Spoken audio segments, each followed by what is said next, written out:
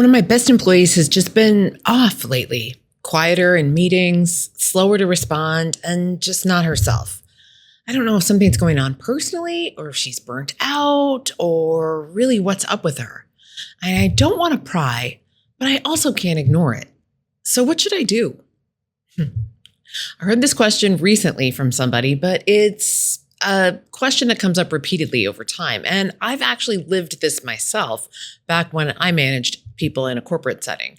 And there is a particular kind of discomfort that comes with watching somebody that you count on regularly start to check out, especially when you don't know why.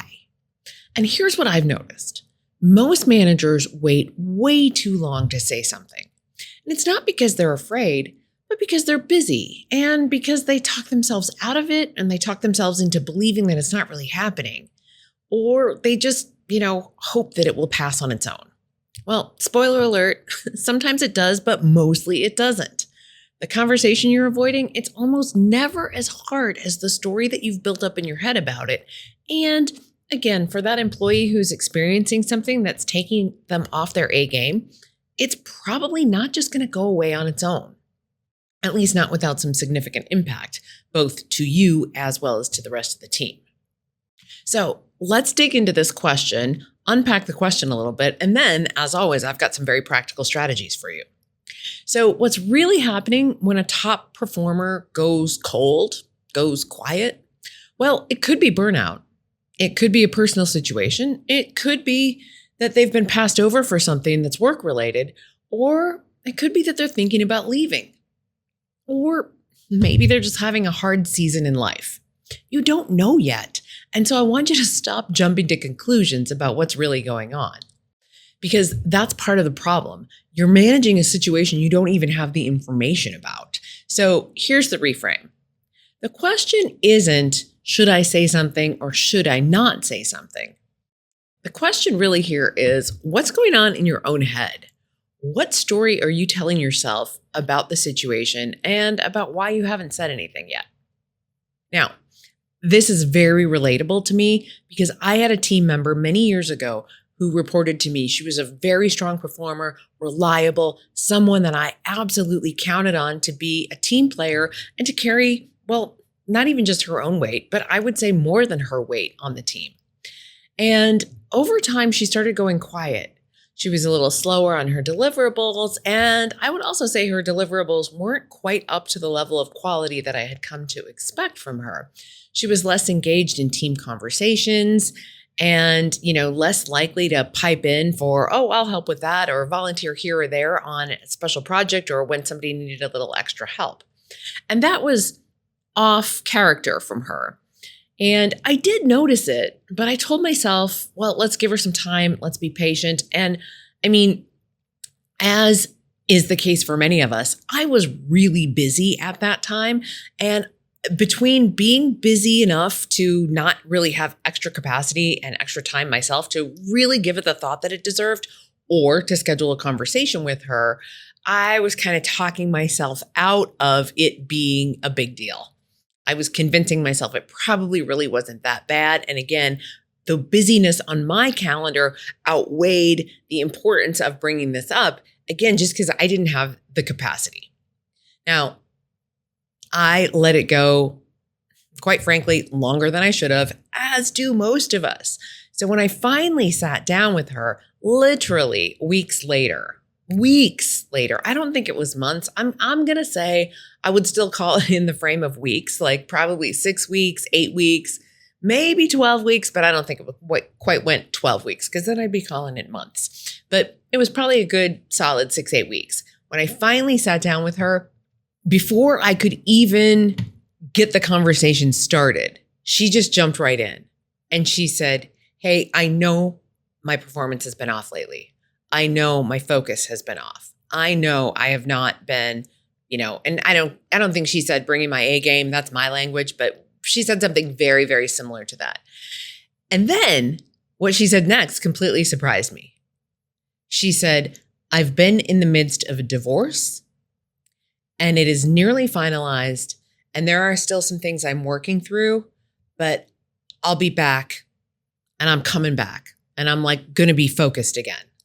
And she said, I'm very close. I've worked through most of it. And now this was a person who was very, very private about her personal lives. Now, I know some of you are like, I wish more of my staff were like that.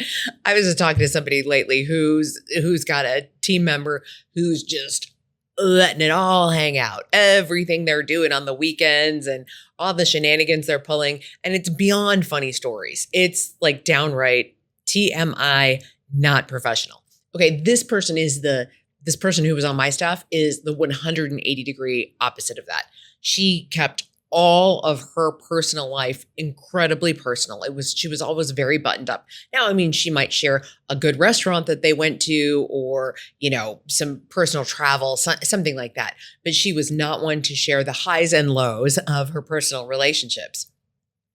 Now, again, in this conversation, she told me that she just gotten divorced. She knew her performance had slipped and she appreciated me checking in and that she was going to have her head back in the game soon. And she did. Now, it isn't going to be quite that easy for all of you. So I do have some practical advice. Now, what I learned in that situation is she wasn't waiting for me to fix anything. She was waiting for me to see her because she knew that her performance or lack thereof was visible to others. And, I think she might have come to me with it eventually, but I was the manager. It was my place to bring up a performance issue on her part. Okay, so the cost of waiting isn't just about performance, though. It's about the signal that you send when you don't say anything, because your silence can speak far louder than any words ever could. Silence reads as one of two things. Either you're not noticing it or you did notice and you didn't care. And neither one of those is the message that you want to be sending to somebody on your team that you value. Okay, now a quick pause before we get into the how. If you are managing someone right now and this is hitting close to home, I want you to send this episode to a fellow manager who needs to hear it. Sometimes the most useful thing that you can do for someone is to hand them the conversation that they haven't had yet, along with the step-by-step, here's how to take this on. Okay, now back into the takeaways. Again, please do share. Now, let's get to the takeaways. Let's get to the answer to the question. And let me give you a framework here, because the goal of this conversation is not to fix the employee's problem, because you don't even know what it is yet. You don't know if they're burned out. You don't know if they're caring for an aging parent. You don't know if they were, like my employee was, going through a really tough time in their primary relationship and getting divorced or, having some troubles, maybe that don't lead to divorce. But you're not diagnosing. You're not problem solving. It doesn't really matter what the situation is that they're dealing with. What matters, yes, it does. It does in terms of who you are to them and the kind of support that you can be to them. So I don't want to discount what is happening in your employee's life. Now, the same goes for you. You don't have to be a manager to take this on. You could be a team member and notice this in another team member. Heck, you could even be noticing it in your manager. When somebody's not bringing their A game, it impacts the whole team. So you could have this conversation peer-to-peer or even upward in the organization. You don't have to be the manager having this downward, okay? So I just wanted to put that in play so that if you are listening to this as an individual contributor, that there is a way for you to implement these same strategies at work, okay? So, but again, going back to this, it's not that you are discussing the person's performance or trying to fix what's impacting their performance.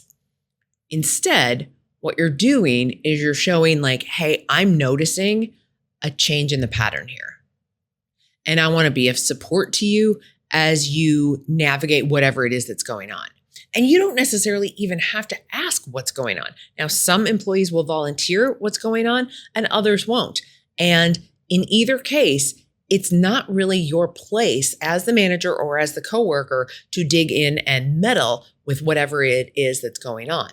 What it is your place to do is to acknowledge that you're noticing it and you're simply naming what you've observed and you're making space for them to share about it if they want to. Now, they don't have to share what the underlying issue is. They do need to share a bit about their performance and what they plan to do about it, especially if you are their manager.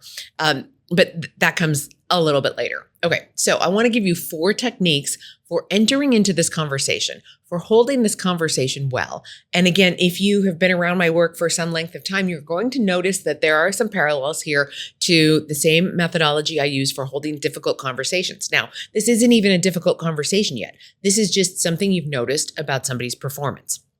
Okay. And again, if you're watching on YouTube, you can see my book up above my head, Head On, How to Approach Difficult Conversations Directly. So some of this comes right out of the book. But the first thing you're going to do is to name the change. And so if you're familiar with the book, you know I talk about a fact and. So you're going to lay out a fact. So the fact is I've been noticing I've been noticing a different performance or a different pattern in your behavior in meetings, let's just say. So let's say if they used to be a frequent contributor in meetings and now they're not, you're going to name that specific pattern, that specific set of facts that you're seeing. You're not going to start with something like, I've noticed your performance has been off lately. Okay, we don't want to call out the performance aspect of it yet. We want to call out the specific behaviors that we have seen or noticed that are contributing factors, but we don't want to just go straight to performance because that's likely to make the person feel defensive and then they're just going to shut down or get angry or get emotional. Okay, so we don't want to start with something like your performance has been off or you seem disengaged. Instead, you're going to start with that observable data, something that you have specifically observed without attaching any meaning to it, meaning being your performance is suffering or meaning being you're disengaged. So again, it could be, I've noticed that you've been quieter than usual in our team meetings over the past few weeks, and I just wanted to check in.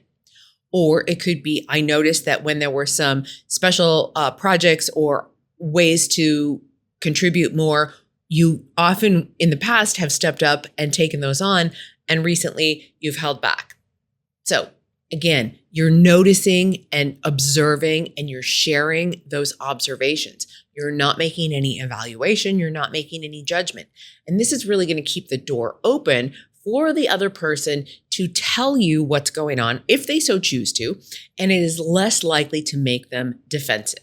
Now, again, if you're familiar with my book, Head On, How to Approach Difficult Conversations, I talk about sharing this fact set that then leads to the organizational impact. But we're not even, you could get to the organizational impact. The organizational impact is, it could be something about it's changing the team dynamics or the, energy in the space just isn't quite what it used to be. Okay, so we're getting back to the impact on the team, the impact on the work, the impact on, your meeting culture, whatever it is. So it's okay to land on that impact. But again, you still have not said anything about the person's performance suffering or anything that sounds judgmental at all. Okay, now you have laid out your fact pattern. Again, it could be the way they interact in meetings, the way they're perhaps slower to respond on email or on Teams or Zoom or whatever, or Slack or whatever platforms you're using in your day-to-day communication with them. Then, after you've named what you've noticed, now we're going on to step 2. You're going to ask one open-ended question and then let silence do the rest of the work. So it might be something as simple as, is everything okay? Or, is there anything else going on that I should know about? Then you're going to stop talking. Don't fill the silence. Now, one of the things I often tell people in workshops when I am doing a training session with them is at this point in the conversation, there is a natural silence that will happen. And it is so much our tendency to want to fill that silence. But you have to remember that it is not silent in the other person's head. They are busy thinking about what you just said, and they're deciding how much information they're going to share with you. Now, if you are the kind of person who likes to jump in on that silence because the silence makes you uncomfortable, what I want you to do is sit on your hands. That's right. Put your hands underneath your thighs. It doesn't matter if you're face-to-face with them sitting across a desk or a table, or if you're on Teams or Zoom or whatever your video platform of choice is, just sit on your hands. Because when you sit on your hands, it's less likely that you're going to open your mouth and say something you shouldn't. Or that, and it's not really something that you shouldn't, but you're taking the turn from them. It is still their turn. You asked a question, give them as much time as they need to answer your question. When you sit on your hands, you're less likely to gesture into the space and take the next turn. So that's why sitting on your hands is a really nice trick there.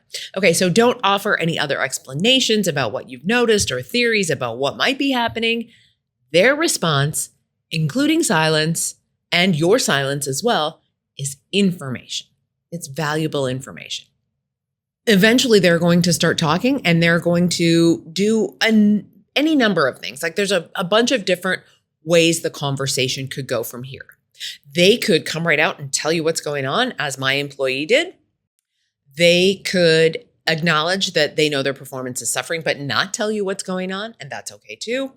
They could get defensive, but hopefully if you've started this conversation by just simply sharing some observable data and then asking them what's going on in a way that shows that you care and that you've got some compassion and empathy around this, it is likely that they will not get defensive. Okay, so they are going to eventually respond to your question. And here is where we want to make sure you're separating, and this is step 3, separate the person from the performance. So you can hold two things true at the same time. One is that you care about this person, and 2 is that you need them to show up and get the work done.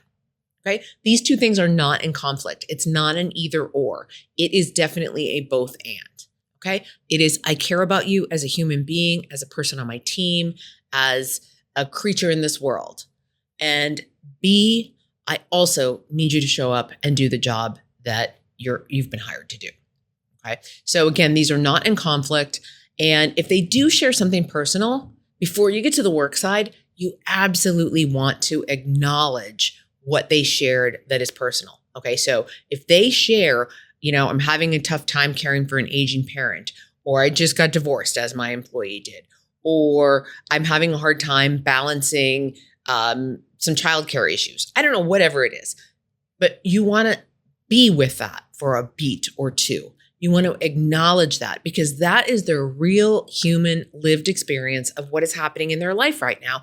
And quite likely the reason why their performance is suffering. But we don't want to get to the performance piece just yet. You want to just really hold them in the light and acknowledge that you see and that you feel and that you understand to the best of your ability. Now, if you have never been through the situation that they currently find themselves in, don't say you understand, but you can thank them for their vulnerability or thank them for bringing that to your attention. And then and then you just really want to be with that for a moment before you start jumping into their performance issue.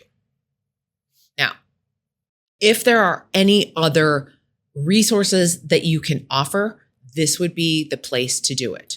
So if somebody is having a hard time in their personal life or in some other aspect of their life, and your organization has, let's say, an employee assistance program or some mental health resources or whatever, especially if they're free resources, just, this would be a perfectly appropriate time in that conversation to bring those up and to remind them of the rich array of resources that are available inside of your organization for them to utilize, and that those are there for exactly these kinds of situations. And then if you have some other examples of maybe how you've used those resources yourself or something, it helps to destigmatize it.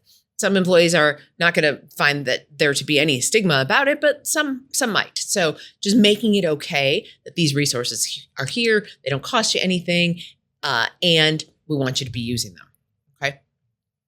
So once you've acknowledged the personal situation and explored whether or not there are any resources that can be of assistance, and really you've shown empathetic listening, now it's time to have that conversation about performance. But you might not even have that conversation about performance right there in that same context.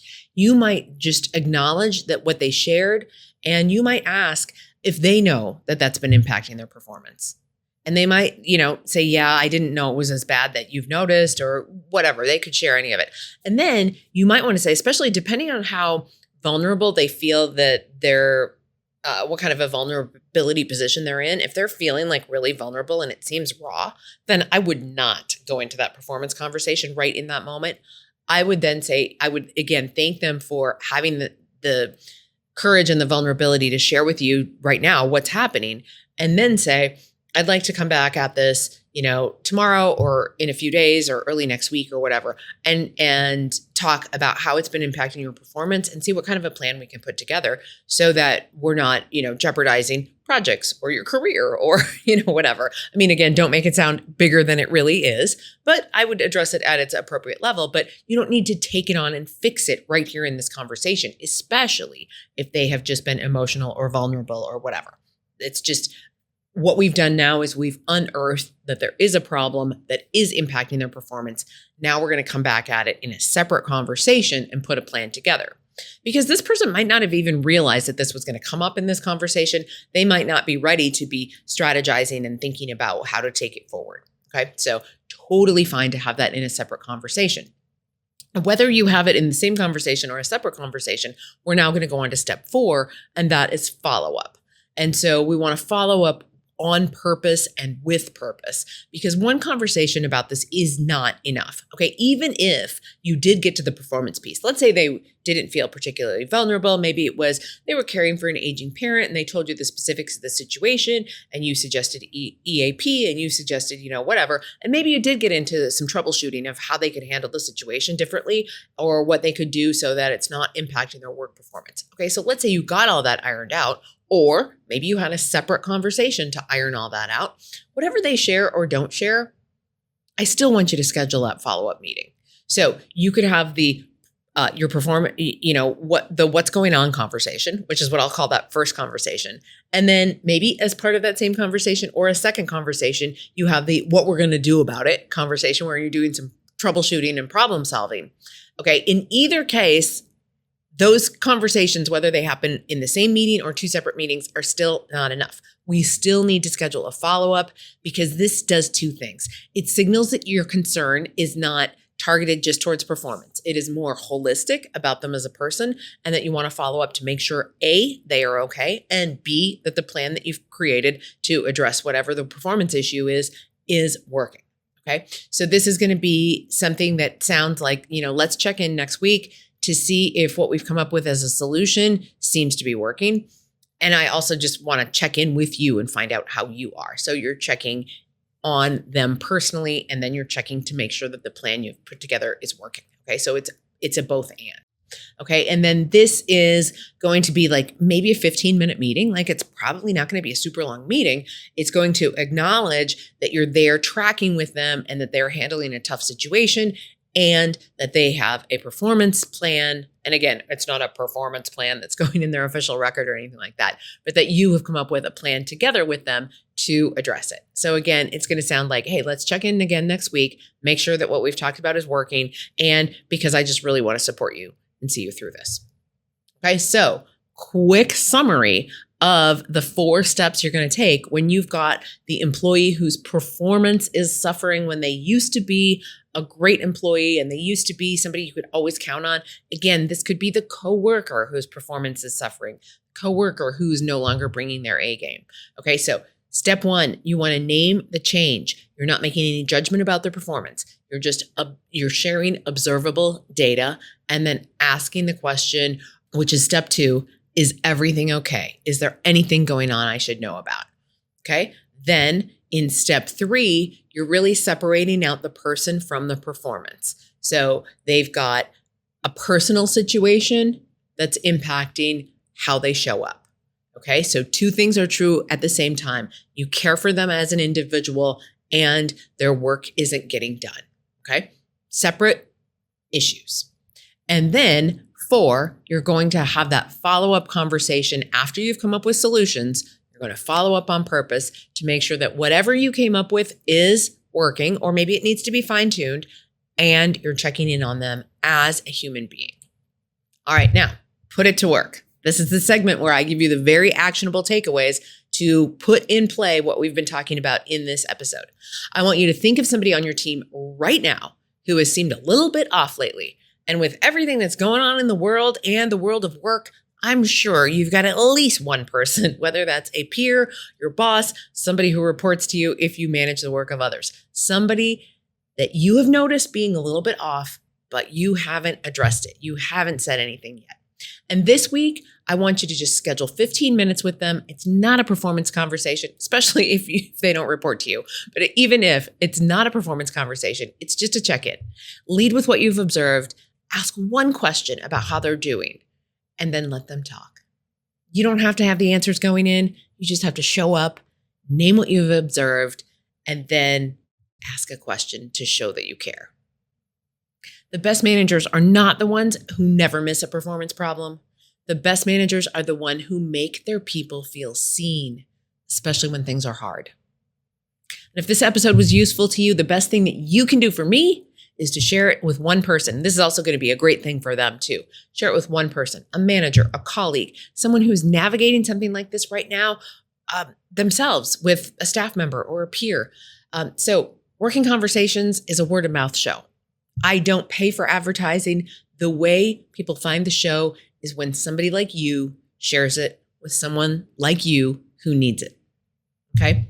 They can find it wherever they listen to podcasts. This is episode 275. So they can find the show notes and links to the recording at janelleanderson.com/275 for episode 275. Thank you so much for being here, and thank you for spreading the word.